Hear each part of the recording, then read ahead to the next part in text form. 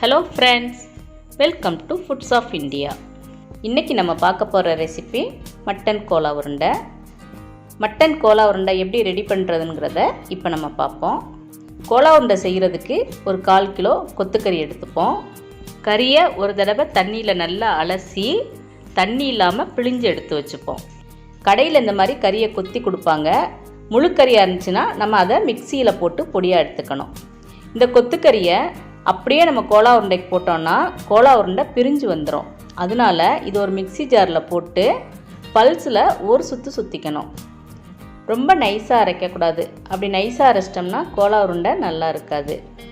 இப்போ அரைச்சதை நம்ம ஒரு மிக்சிங் பவுலுக்கு மாற்றிப்போம். அரைச்சி வச்ச கொத்துக்கறி 1 கப் இருக்குது. கொத்துக்கறி எவ்வளோ இருக்கோ அதில் பாதி அளவு தேங்காய் துருவல் போட்டுக்கணும். இப்போ 1/2 கப் தேங்காய் துருவல் எடுத்துப்போம். இது கூடவே 1 டீஸ்பூன் சோம்பு, 1 டீஸ்பூன் மிளகு போட்டுப்போம். கொஞ்சமாக 2 டீஸ்பூன் அளவுக்கு தண்ணி விட்டு கொரன்னு அரைச்சி எடுத்துப்போம். ரொம்ப நைஸாக அரைச்சிடக்கூடாது. இப்போ இந்த மாதிரி அரைச்சி எடுத்தாச்சு. இதை அரைச்சி வச்ச மட்டனோட நம்ம சேர்த்துப்போம். மசாலா அரைக்கும் போதே பட்டை, கிராம்பு, ஏலக்காய் போட்டுக்கலாம். அப்படி இல்லைன்னா நம்ம கரம் மசாலா பவுடராகவும் போட்டுக்கலாம்.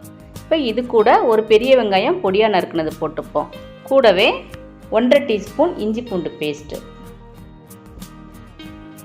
1/2 டீஸ்பூன் மிளகாய்த்தூள், 1/2 டீஸ்பூன் மஞ்சள் தூள், 1/2 டீஸ்பூன் கரம் மசாலா, பொடியாக நறுக்கி வச்ச பச்சை மிளகாய் 2, பொடியாக நறுக்கி வச்ச கொத்தமல்லி, கறிவேப்பிலை. இது கூடவே பொடி பண்ணி வச்ச பொட்டுக்கடலை மாவு 1/4 கப் எடுத்துக்கணும். பொட்டுக்கடலை மாவு இல்லைன்னா 1/4 கப் கடலை மாவு கூட நம்ம எடுத்துக்கலாம். தேவையான அளவு உப்பு நம்ம போட்டுப்போம். இப்போ இது எல்லாம் ஒன்று சேர்ற மாதிரி நல்லா இதை பிசைஞ்சு எடுத்துப்போம். இந்த மிக்சிங் கொஞ்சம் தண்ணியாக இருக்குது அப்படின்னா நம்ம இது கூட கொஞ்சமாக கடலை மாவு அல்லது பொரிக்கடலை மாவு கூட சேர்த்துக்கலாம். இது கூடவே 1/4 டீஸ்பூன் கசகசா போட்டுப்போம். கசகசா போட்டோம்னா கோலா உருண்டை பொரிச்சு எடுக்கும்போது பார்க்க கொஞ்சம் கலர்ஃபுல்லாக இருக்கும். தேவையில்லைன்னா இதை நம்ம ஸ்கிப் பண்ணிடலாம். இப்போ நல்லா மிக்ஸ் பண்ணியாச்சு. இதை நம்ம சின்ன சின்ன உருண்டைகளாக உருட்டி எடுத்து வச்சுப்போம். முதல்ல உருட்டி வச்சிட்டோம்னா நம்மளுக்கு பொரிக்கிறதுக்கு ரொம்ப ஈஸியாக இருக்கும். இந்த மாதிரி உருண்டைகளாக நம்ம உருட்டி எடுத்து வச்சுப்போம். உருட்டும் போது கொஞ்சம் நல்லா அழுத்தி பிடிச்சி உருட்டணும். அப்போ தான் உருண்டை எண்ணெயில் போடும்போது உடையாமல் இருக்கும்.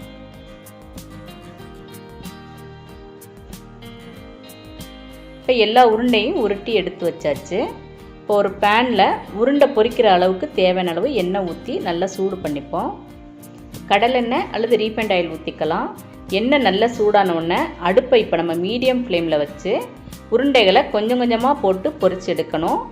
நிறைய உருண்டை போட்டோம்னா கரண்டினால் கிளறும் போது அந்த உருண்டையெல்லாம் உடஞ்சிரும். அதனால் 5 அல்லது 6 உருண்டை போட்டால் போதும். உருண்டையை போட்டதுக்கப்புறம் நம்ம அந்த சூடான எண்ணெயை கரண்டினால் இப்படி மேலேயும் ஊற்றி விட்டோம்னா மேல் பக்கமும் அந்த கோலா உருண்டை நல்லா வெந்துடும். இப்போ மெல்ல கரண்டினால் இதை திருப்பி விடணும். இந்த மாதிரி திருப்பி விடும்போது எல்லா பக்கமும் அந்த உருண்டைகள் நல்லா வெந்திருக்கும், உள்ளேயும் நல்லா வெந்துடும்.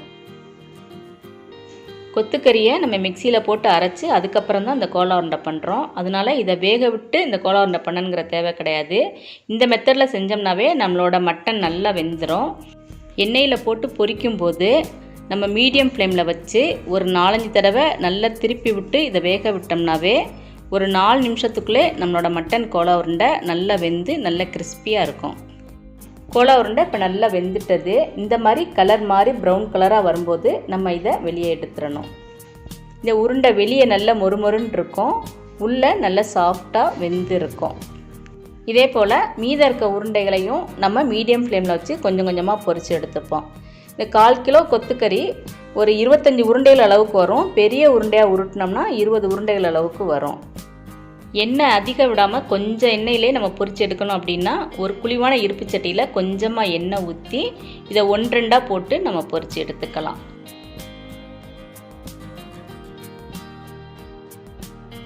இப்போ எல்லா உருண்டையும் நம்ம பொரிச்சு எடுத்தாச்சு.